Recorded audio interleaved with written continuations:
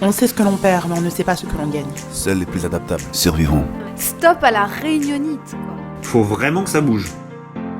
Ça, ce sont les mots que nous disent les agents du changement. Bienvenue pour le podcast Les mots de la transfo. 5 minutes pour écouter les tensions du changement et y répondre.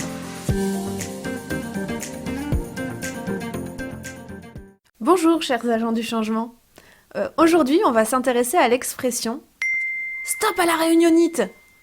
François Xavier, directeur associé du cabinet Verticil, nous dit ce qu'il en pense. Bonjour François Xavier. Salut Anne-Sophie, alors rien que la phrase me fait déjà rigoler parce que c'est un mème en fait. On l'entend partout, tout le monde le répète, il faudrait arrêter, il y en a marre, et pourtant on continue quoi en fait. Tout le monde va en réunion, tout le monde passe son temps en réunion, tout le monde s'en plaint et ça change pas. Alors je sais pas je sais pas à quoi c'est dû, j'ai quelques idées, mais je pense que le premier facteur, c'est que la réunion c'est devenu un endroit de représentation. Et c'est aussi devenu une façon d'habiter son temps. Autrement dit, si je suis pas en réunion, et si, même ce qui est encore plus rigolo, c'est et si je ne fais pas autre chose pendant que je suis en réunion, alors je ne suis pas assez occupé, ou en tout cas il y a quelque chose qui est de cet ordre-là. C'est-à-dire que j'ai pas un rôle, j'ai pas une représentation sociale. Du coup, il faut que j'aille en réunion, il faut que mon temps soit occupé. Donc ça c'est le premier aspect que je mettrais dans la balance de ce que signifie la réunion. Le deuxième aspect de la réunion qui me semble intéressant à regarder, c'est que la réunion devient aussi un phénomène culturel, c'est-à-dire que on se réunit et à la question de pourquoi on se réunit, parce qu'on a toujours fait comme ça. Donc je vais en réunion commerciale parce que c'est tous les lundis de 9h à midi.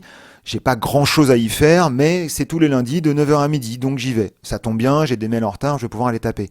Donc là, c'est la question de la culture aussi. Donc il y a ces deux phénomènes qui, pour moi, coexistent dans l'aspect réunion, réunionnite, etc. Et pour l'avoir moi-même vécu, on en arrive parfois à des situations ubuesques de réunions où personne ne sait vraiment pourquoi il y est convié, il y est quand même. Est-ce que vous auriez des exemples comme ça, type à nous donner ? Alors, ce qui va être difficile, c'est d'en prendre qu'un seul, parce que des exemples comme ça, j'en ai des pelletés. Il y en a un qui m'a été, avec lequel j'ai travaillé il y a encore peu de temps, c'est une réunion dans laquelle 30 personnes sont conviées par une autre personne, et chacune de ces 30 personnes doit faire un compte-rendu de son activité de la semaine.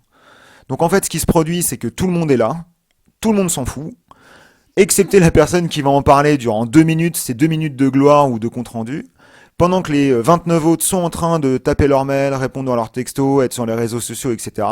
Et la parole, comme ça, saute sans qu'il y ait de compte-rendu, sans qu'il y ait de résultats, etc. Et à la question que je leur posais, mais pourquoi vous faites cette réunion ? Parce que c'est hyper important quand même d'avoir des informations. Oui, mais vous vous foutez des informations.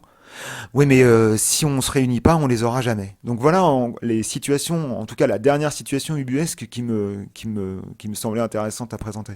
Et on sait que ça peut finir par produire certains stress aussi, parce que effectivement, pendant qu'on est en réunion, on peut taper ses mails, mais somme toute, on ne fait pas la moitié de la somme du travail qui nous attend. Comment est-ce qu'on peut alors parvenir à stopper cet effet tunnel de réunion ? En fait, franchement, il y a plein de méthodes, plein de techniques. Il suffit de regarder sur Internet, on va avoir des milliards d'outils, d'approches, etc. Moi, il y en a une qui me semble particulièrement intéressante, c'est de plus subir la contrainte d'Outlook, par exemple. Aujourd'hui, on se dit, on se réunit et la plage horaire, c'est 1 heure. Pourquoi ? Parce que souvent, on va pouvoir réserver une salle pendant 1 heure, on va pouvoir bloquer 1 heure dans le calendrier, on va pouvoir faire 1 heure récurrente, etc.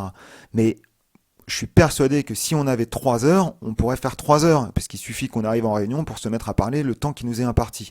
Un des premiers trucs que je propose moi de faire, c'est réduire ta réunion à 10 minutes.